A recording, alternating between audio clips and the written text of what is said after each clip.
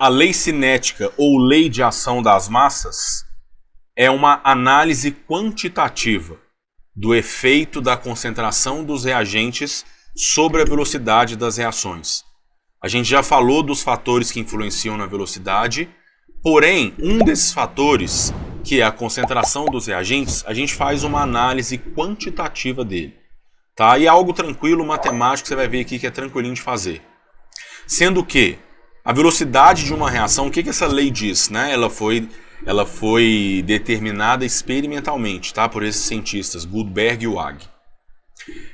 A velocidade de uma reação, ela depende de uma constante K e depende do produto da concentração dos reagentes elevados aos seus coeficientes. Como assim? Imagina que eu tenho essa reação genérica, onde Azinho, Bzinho, as letras minúsculas são os coeficientes da equação e as letras maiúsculas são os participantes. Tá? A lei cinética diz que a velocidade de uma reação depende de uma constante K que multiplica o reagente Azão elevado a seu coeficiente Azinho vezes, é um produto, tá? Não é a soma igual na equação, é um produto. A concentração do reagente B elevado ao seu coeficiente Bzinho. Bruno, e C e D? C e D são produtos. Ah, mas eu estou lembrando de um tem que tinha produto. Equilíbrio químico, não é lei cinética. Sendo que V é a velocidade da reação, o K é uma constante, tá? Que é uma constante característica de cada reação, que só depende da temperatura. Então isso quer dizer que não é uma constante que a gente tenha que decorar. Cada reação tem a sua própria constante. E o Azinho e o Bzinho, que são os coeficientes do A e do B, são chamados de ordem da reação em relação aos reagentes A e B. Por exemplo, vamos pegar uma equação aqui, uma reação de exemplo. Eu tenho a reação aqui de síntese da água. Se eu quisesse montar a lei cinética, é só colocar V é igual a K, que multiplica concentração do H2 elevado ao seu coeficiente, que é 2, né? O coeficiente é o número do balanceamento, vezes a concentração do O2 elevado a 1, que é o seu coeficiente ali do balanceamento. Lembrando, só os reagentes, nada de produto.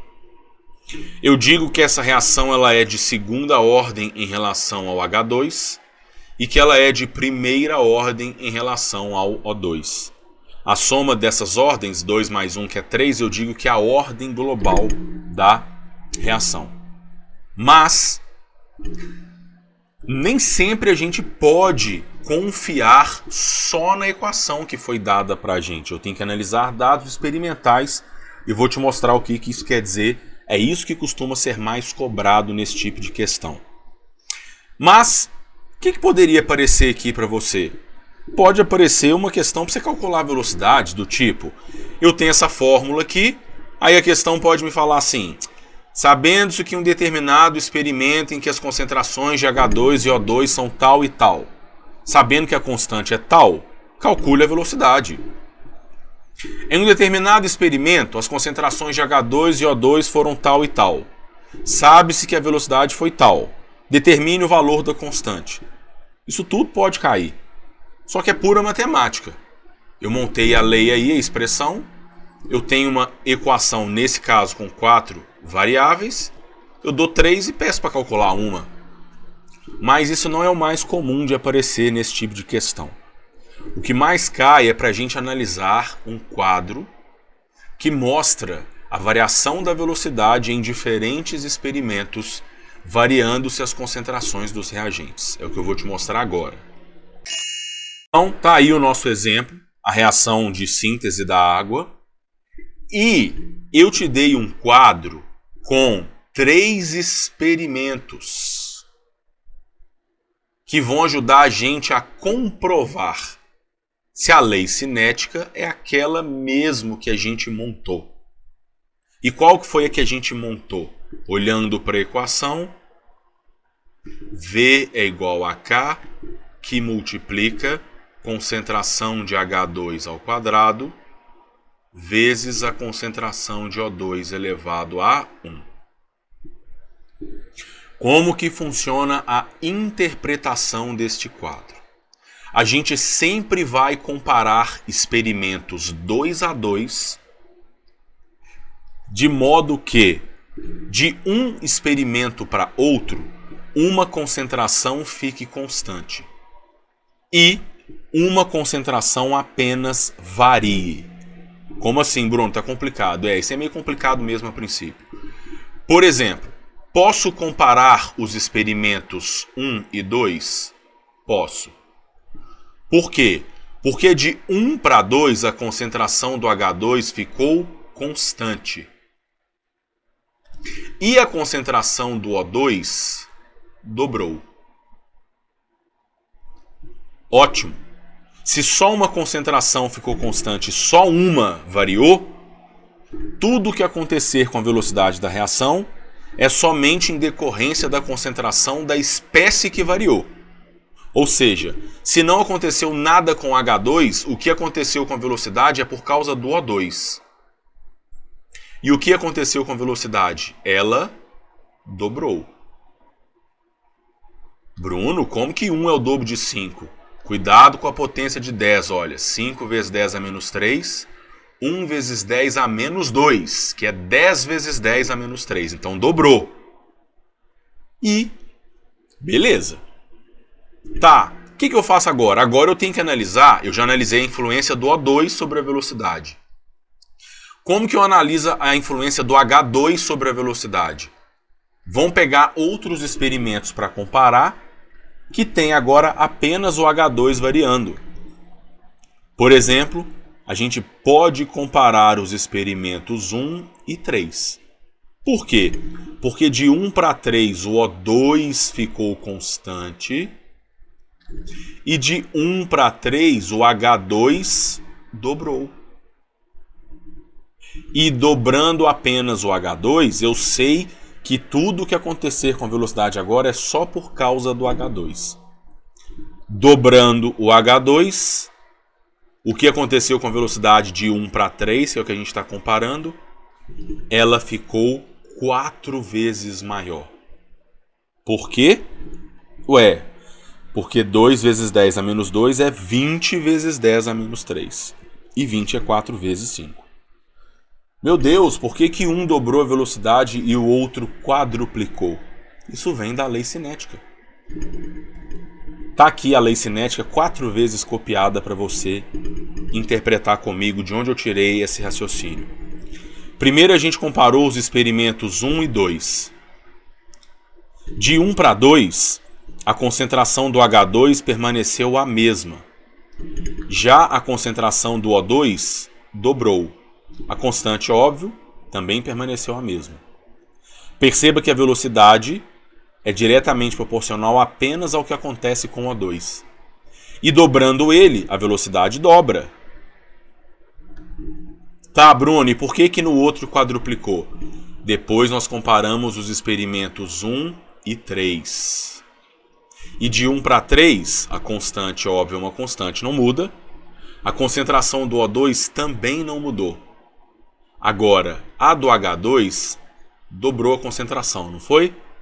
Porém, como o H2 na lei cinética está ao quadrado, o dobro ao quadrado, essa velocidade fica vezes 4.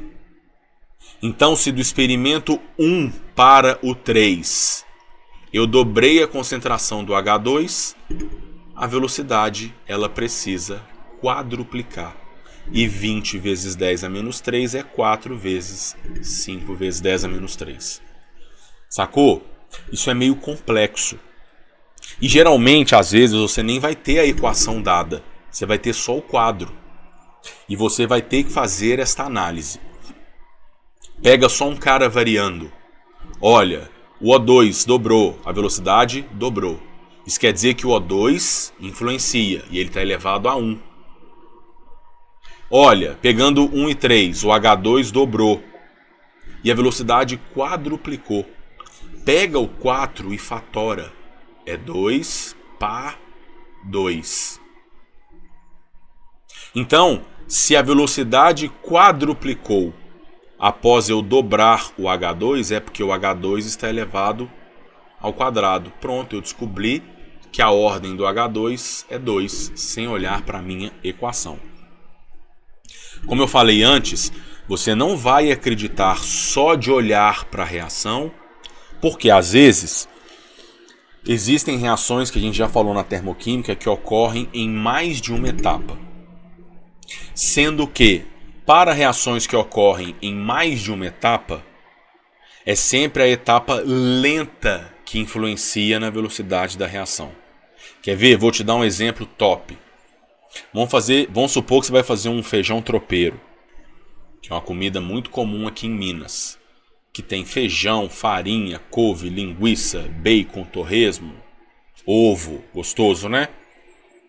O cozinhar, né? O cozer de um feijão tropeiro depende de várias etapas. Tá, e demora quanto tempo mais ou menos? Umas 2 horas. Por quê? Porque tem muitas etapas. Não.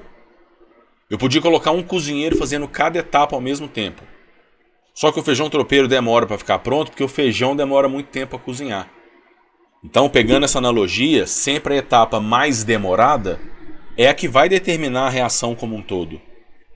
E aí, às vezes, quando eu tenho reações que ocorrem em mais de uma etapa, eu só vejo a etapa global, vamos dizer assim, eu não sei sobre as intermediárias. Então, às vezes, um participante pode ter vindo de uma etapa rápida. Então, ele não vai influenciar na velocidade. Por exemplo, é como se, nesse quadro, vamos supor que de 1 para 2, né? A gente dobrou o O2 aqui, olha, a gente dobrou o O2. É como se não tivesse acontecido nada com a velocidade, ela tivesse continuado 5 vezes 10 a menos 3. Então é esse tipo de análise que você tem que fazer. Se você mexeu em um participante e não aconteceu nada com a velocidade, é porque ele não interfere na reação. Meu Deus, por que ele não interfere? Possivelmente porque essa reação depende de várias etapas e esse participante veio de uma etapa rápida. Por exemplo, não adianta para fazer o tropeiro eu fritar o ovo mais rápido se o feijão vai demorar o mesmo tempo para cozinhar.